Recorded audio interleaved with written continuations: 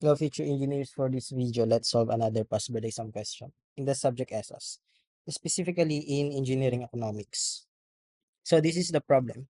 An engineer wants to start a business which requires purchase of a 100,000 pesos worth machine, which will produce a net income of 11,000 per year after deducting operating expenses. The engineer plans to put the machine on sale after 4 years. What must be the be the resale price to justify the investment if the engineer should make a 12% annual return on the investment? Uh, Again, binanggit dito, produce a net income of 11,000 per year. So, annuity. Involve yung annuity. Now, let's draw the cash flow para alam natin yung gagawin. So, at year 0, may 100,000 na initial investment. Yun yung pinambili ng machine. Tapos, each year, for 4 years, nag-generate ng 11,000 na income. Pero after 4 years, ibebenta na yung machine. Yan yung hinahanap natin. Let's say X. So to solve this problem,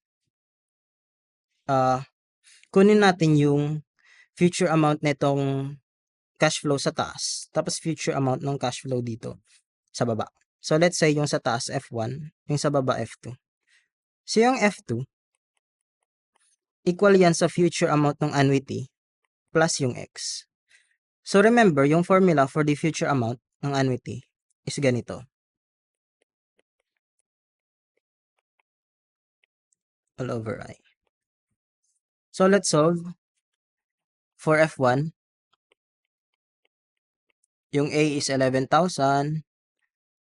I natin is 0.12 raised to 4 since 4 years over 0.12.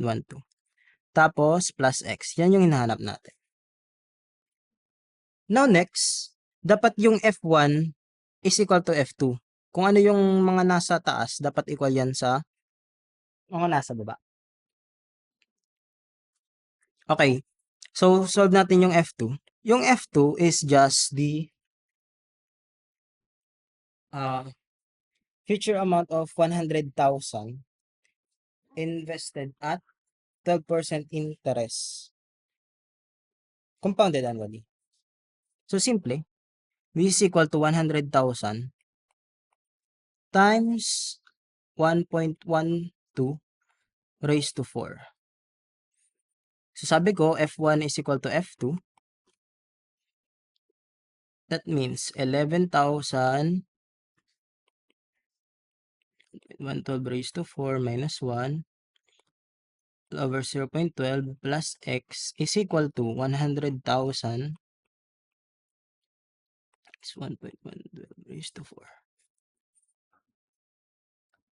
Now, lipat lang natin to dito, i-minus lang natin dito sa kabila para makuha natin yung X. So, ganito yan. 100,000 times 1.12 raised to 4 minus 11,000 1.12 raised to 4 minus 1 over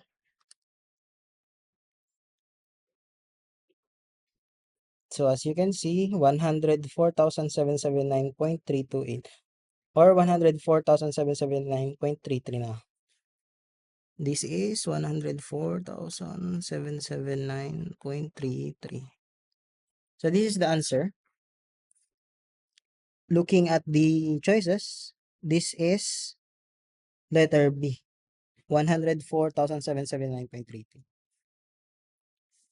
So that's all for this video. Thank you for watching. Please subscribe to my YouTube channel and see you in the next one. God bless.